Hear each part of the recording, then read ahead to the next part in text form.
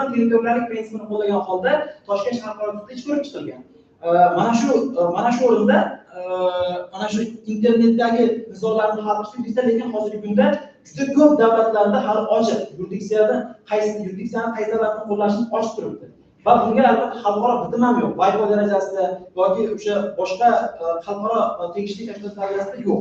Mana shu uchun va bundan tashqari intellektual mulkdorlarning qatlamini himoya qilishda ham hozirgi kunda qonunchilikda kolliziya lozikalar juda ko'p. Chunki bugungi kunda internet tarmog'i keng, biroq undagi o'sha intellektual mulkdorlarni moddiy qiymat, moddiy ko'rinishdagi intellektual mulkdor huquqlaridan bir xil emas. Mana shu uchun ham qonunchiligimizda shu vazifalari ko'pligi uchun ham mana shu mavzuni tanlaganman. Bunda qanaqa hal qilinadi? Birinchi navbatda yuridiksiya masalasini hal qilish juda ham muhim. Bu o'rinda aytaylik, bu o'rinda o'zim shu xalqaro huquqshunoslarga kelib chiqganda Ukrainani ko'proq oldim.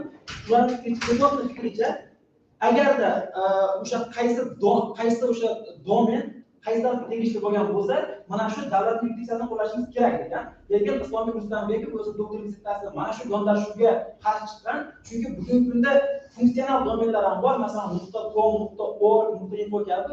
Ulardan kelib chiqqan nizolarni hal qilishda domen hududi bo'lgan davlatdan to'lan, chunki u o'z nomidan funksional. Lekin Kalyanining fikriga qaraganda bu yuridiksiyani hal qilish ham muhim emas aslida. Qaysidir davlatni mana shunga qaysidir davlat sud ijrosini ta'minlash layoqatligi muhim degan fikr kelgan. Endi bizning fikrimizcha esa